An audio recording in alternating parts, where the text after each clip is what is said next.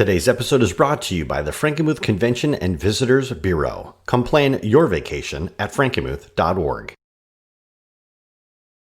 Youthful faces peer at the visitor from photographs on the wall and in display cases, some accompanied by pictures of old men and women that the young warriors became. Other faces of those who fell are frozen exclusively forever in young adulthood. Our mission is to simply honor, respect, and remember Michigan citizens' personal contributions to our nation's military and space program. Ladies and gentlemen, welcome to the Call of Leadership podcast. I am your host, Cliff Duvenois. What I just read to you was a small part of a wonderful composition written by the staff at the Michigan Heroes Museum in Frankenmuth. Today, we are honored to have the executive director of the Michigan Heroes Museum on the podcast today. His name is John Ryder. John, how are you? I'm doing great, Cliff. Thanks for having me on. Excellent. Tell us a little bit about where you're from, where you grew up. So I grew up over in Hemlock, Michigan, not too far from here. I absolutely loved everything about my childhood, whether it was being on the wrestling team or Boy Scouts and participating in church and everything. It was just a great childhood, nothing to complain about there. And then as I grew older, I ended up going to college. But after my 2-year degree, I allowed myself to get sidetracked in retail and became an assistant manager in operations in retail for a while, worked my way up to a manager. And then it just didn't seem like anything was really happening. It seemed like I was making a difference. Whatever I put out one day was gone, and I did the same thing the next day, and it didn't seem fulfilling for me. I know it is fulfilling. People need stuff, and it is a great career for those people who feel fulfilled by that, but it just wasn't for me. So eventually I found my way here to the museum, and I now have the best job in the world. I made the mistake of telling a board member once that it was the greatest job in the world. Heck, I'd do it for nothing. He said, really? I want to take a step back here because it looks like that you went from retail into healthcare, which actually brought you back to Michigan. Is there something that has kept you in Michigan rather than going out? Because I know that you spent a stint in New York.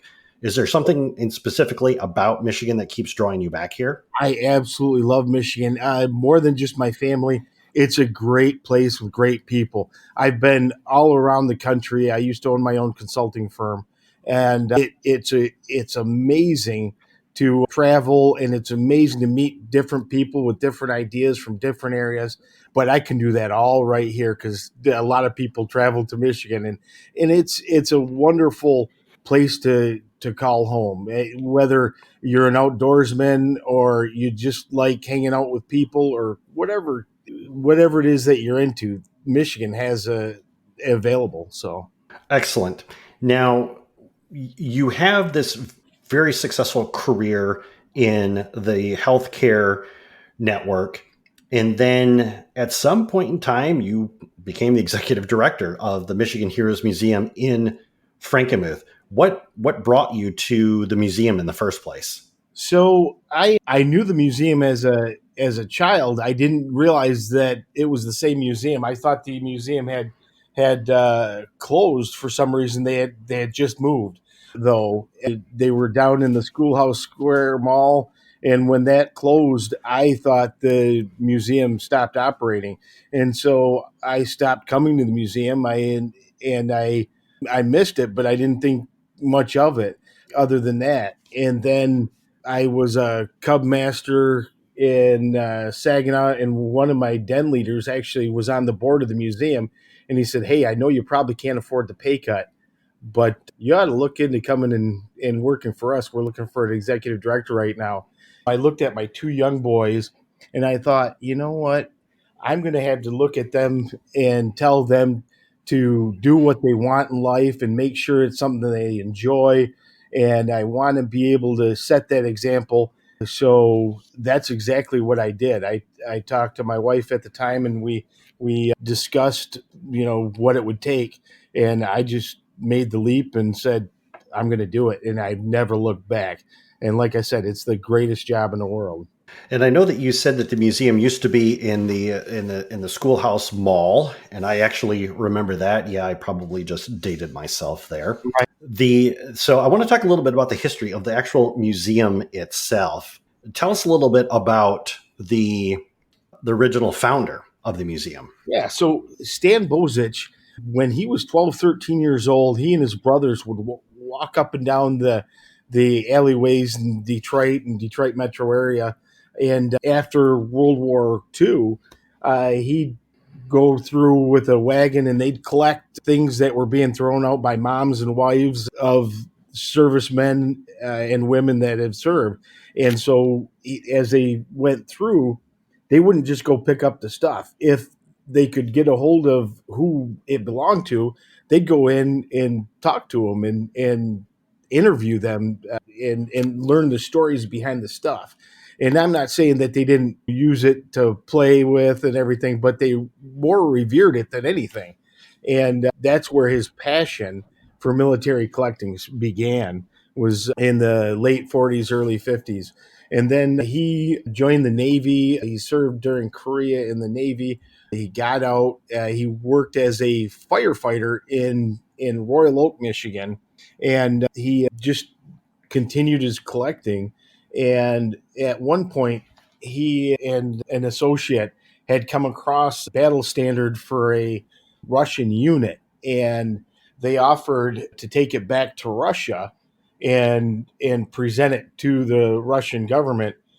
I believe it was a World War II, like a division or regiment flag that was captured by the Germans and then recaptured by the Americans, and Sweet. and then it was brought back here, and they happened to have possession of it, and the Soviet government at the time offered them transportation and a tour on the Trans-Siberian Railroad of all kinds of these towns and villages and everything. That's so cool. Yeah, especially around the Archangel area, which we'll talk about in a little bit here, I'm guessing. But as he went through, he was looking in every little township, little village. They had a municipal building that would have a library in one corner, a post office in another, and then in just the tiniest corner of this building, they would have 3 to 5 mannequins and in collections of soldiers from their Great Patriotic War, which we know as World War One. They would have that set up and those displays and stories about those individuals. And when women in those towns would get married, they'd come and lay their feet at the feet of the memorial there. And it was something that really impressed Stan. And he says, "You know what? I've already got a collection. I am interested in making this into an actual museum, and I can do it for, instead of just a village or a township, I can do it for the entire state of Michigan." And that's what he set out to do. And in 1976, November of 1976, the museum received its 501(c) status, and the rest is history. So it's been over 43 years now. Excellent. And how many people have donated individual collections or whatnot to the museum over the years? So we've got a whole bunch of collections, but the way that we look at our collections is we've got collections and then we've got stories. So individual stories, collections from an individual that help tell a particular story of a man or woman that served our country. And whether they're an astronaut or a serviceman or woman, those collections there, we have over 850 collections. And I only say over 850 because we need to go through and recount. I'm sure it's over 900 now, but I don't know that for a fact. But what we do is we rotate those collections through our museum. We tell about 140 to 150 stories at any given time. And the stories that we tell are amazing. We've got 5 governors of the state of Michigan. We've got a Speaker of the House and of the state of Michigan, his things in here. We've got our current Secretary of State, her husband's stories in the museum. We've just got all kinds of amazing things, including the largest collection of named medals of honor anywhere in the world on public display. And, Wow. who would think that in Frankenmuth, Michigan, you would be able to get that collection together? But Stan was able to do that. And if you have a moment later on, I'll tell you how that came to be. So Yes, and we'll definitely cover that because I'm very interested in the history of the museum. I know that you said Stan was originally from Detroit, Michigan. Why was it decided to put the museum in Frankenmuth? that's a great story. So he actually tried to put it down at Fort Wayne in Detroit, and he tried looking at a couple of places down and around there. He started a Holocaust museum, and that he did up in like the Oxford area. But when the other Holocaust museum opened and everything, he decided that he was going to pivot and tell the stories of Michigan servicemen and women. And he decided on Frankenmuth because at the time it was, and it still is, the largest tourist destination in the state of Michigan. It beats out Mackinac Island because they're closed most of the year, but it's just amazing how many people come to and through Frankenmuth. So he wanted that visibility. One thing that I would like to talk about is that in reading over the composition, the material that you sent me, there was something I didn't know. See, I've always considered myself to be a little bit of a history buff, especially when it comes to the military and to the U.S. military. But this was something brand new to me. And what I want to do is I want to read this portion from the composition that I read at the beginning of the podcast episode. And I don't think a lot of people really know this out there. So let me read this. Among the veterans that Stan contacted were the surviving World War I polar bears, the 339th Infantry Regiment, who had fought the Bolshevik Red Army as part of the Allied intervention in the Russian Civil War. While still training at Camp Custer in 1918, the 339th became known as Detroit's own regiment due to the fact that it was composed almost entirely of Michigan men, the majority of whom had come from Detroit and surrounding areas. The 339th and other elements of the 85th Custer Division had been sent to North Russia in the closing days of World War I and fought valiantly through the long, bitter winter of 1918 and 1919 until their withdrawal in the June of 1919. Yeah. Now, a couple of things about that really struck me. First off, I did not know that the U.S. actually sent troops into Russia during World War I. That was new to me. Number two, I know full well that Napoleon's army, when he took them into Russia during the winter, they absolutely got their butts kicked. And somehow these boys from Detroit not only survived the winter there, but they probably would have kept right on going had they not been withdrawn. Tell us a little bit about this story here. So these guys went to Camp Custer. They mustered in with the 85th Division, as you mentioned. And most of those guys were drafted. Other than the non-commissioned officers and officers, they were largely draftees. And when they went over to England, they thought, like they were told, the 85th Division's headed down into France, and they're going to go fight the Hun in France.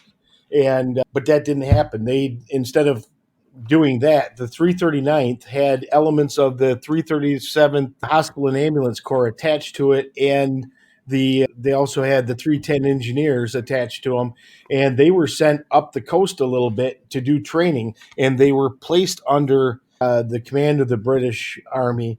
And from there, after they were done training, they ended up going by boat up to Archangel, Russia. And their first casualties were suffered on board ship because the three ships that they took over had brought to England Italian soldiers who had the Spanish influenza. And not knowing everything we know nowadays about sanitation, some of those guys got sick and were buried at sea right on their trip over to Archangel. But of the 5,200 men, most of those guys got there on September 4th when the boats landed. They stayed on the boat overnight, and then on September 5th, 1918, they ended up disembarking and went right away to go find the Bolsheviks. They had originally been sent up there to retrieve or to safeguard the weapons that the Americans and British and French and Canadians and all the weapons that we had sent to Russia to help fight on the Eastern Front. Well, when Russia pulled out of the war, we were afraid that either the Red Army was going to get those and finish wiping out the White Russian Army, the imperialist loyalists, or even worse for us, take those weapons and sell them to the Germans and have the Germans bring those back across with their 10 or 12 divisions back to the Western Front and pummel us with some of our own weapons, because that's never happened before. And that's really something that they were afraid of. So they organized this expedition. Actually, the British and French begged Woodrow Wilson to join them in this. And when they did, and these guys got up there, those weapons weren't in the port, and that's the reason why they hit the ground running. And when they left the ship, their bags, their duffels, and everything were still all packed down below. And when they took off to go to find the Bolsheviks and to find those weapons, their winter clothes were all still packed on board ship, and they didn't catch up to them until just over a month later. And these guys were already complaining about how freezing cold it was up there in the middle of October. They never did capture those weapons, and they just were fighting to keep the Bolsheviks away from the Archangel area, tried to expand the territory that they had, and still look for them, though. That's excellent. And it was these kinds of stories that the original founder of the museum, Stan, decided that he wanted to start capturing in building the museum. Absolutely. He loved the stories of the polar bears. He was an honorary polar bear, one of the last honorary polar bears.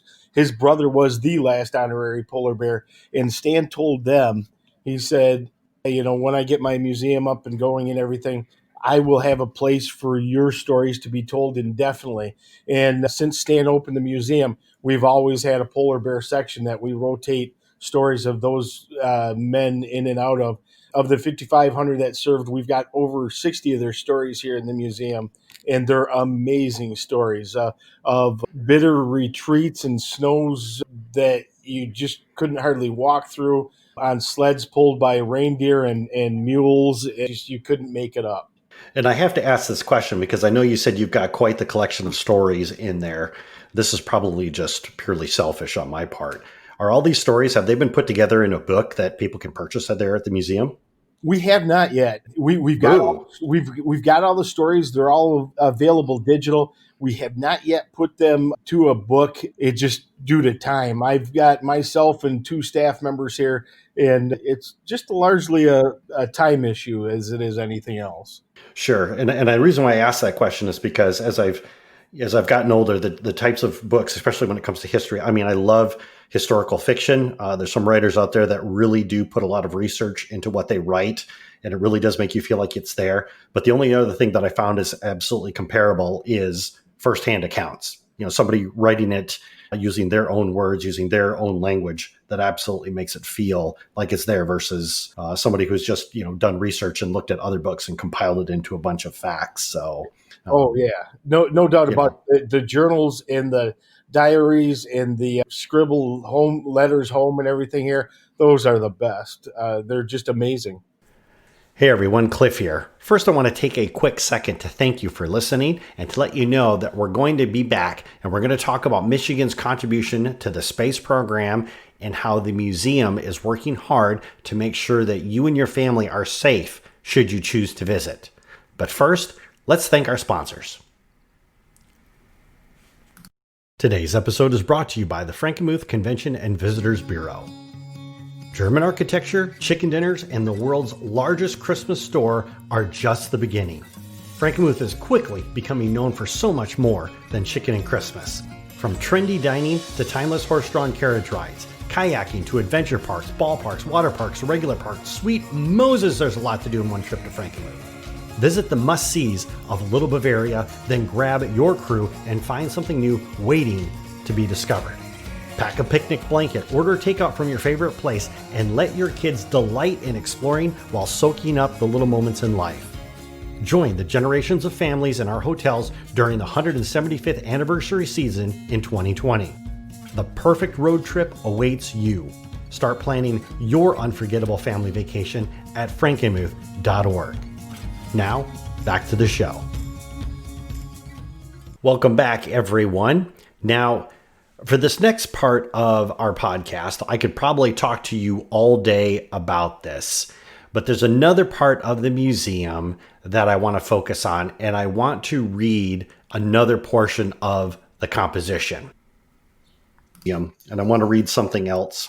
The Michigan Heroes Museum focuses not just on the military's past, nor just on combat, but the museum also honors the peacetime bravery of Michigan's astronauts and space pioneers from the beginnings of rocket science to the marvel of modern spaceflight. And as we're recording this podcast episode, the manned SpaceX rocket just went up into space. And I know that has fired the imaginations of a lot of young people, a lot of kids that are growing up right now. And I'm very excited about that. But I'm also excited to talk with you a bit more about Michigan's involvement with the space program. So share with us some of the thoughts or why the decision was made to start including the Michigan astronauts and space pioneers as part of the museum. So the early astronauts from Michigan, most of them were out of the military. You know, they came from the military, whether it was a Marine Corps flying or a Navy pilot or a Navy doctor or Air Force or Army. They all had flight time as a flight surgeon or whatever. And so they were largely selected out of the military, the guys from Michigan. Now, approximately half the astronauts selected early on in the space program, 40 to 50%, were a science background, and the other 50 to 60% were military. But the ones that actually flew were more military than non-military. And so the state of Michigan, we're lucky to be in the heart of the Big Ten. And most of these guys went to either Purdue or Ohio or Michigan or Illinois or Northwestern. And most of those early astronauts, on top of their military career, they had engineering backgrounds also. And so we're just in a really great place. The only state with more astronauts, to their credit, than Michigan is Ohio. So I tell you, us Michigan people were made of something a little bit different. right, exactly. That's awesome. And I was actually surprised when I was doing some research for this podcast and I looked up a list of astronauts that have come from Michigan, that one of the astronauts that went to the moon, Al Worden, he is a Michigander as well. Is any of his, I don't want to say memorabilia, but any of his awards or anything, is that part of the museum as well? Yeah, so we do have a display on Al. Unfortunately, Al passed away within the last year here. It was quite a surprise. He was an amazing guy, a good friend, and just a guy that you'll never forget. But he absolutely loved his time on Apollo 15. He said that he had the best job there, even though he never went to the surface of the moon. He said as he was in orbit, he had to use the sextant, take readings, make sure they were on the right course to pick the astronauts back up that went to the surface. And but when he said, so about 10 minutes worth of work of every hour. Other than that, he says, I was able to look out the porthole back at Earth, at the sun, at the stars, and at the moon's surface. He says, I had the best job ever, because those astronauts that were on the moon, they had to work their tails off in order to collect samples and do all the tests that they were given. So he said, I wouldn't have traded places with anybody. Plus, as a little gift to him for not going to the surface of the moon, they allowed him to do the first spacewalk orbiting the moon. It was the first they considered an extraterrestrial spacewalk. And so when the astronauts came back from the surface of the moon, he ended up doing the spacewalk there. And he said it was just absolutely amazing. Yeah. You hear that, Michigan?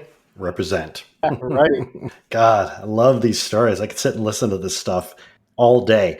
Now, for the museum itself, one of the things that I do want to talk about, and I know I could talk to you about the space program forever, because it's just something that I've just been very passionate about ever since I grew up in the 70s, and I've probably drinking 100 gallons of Tang my span of my lifetime.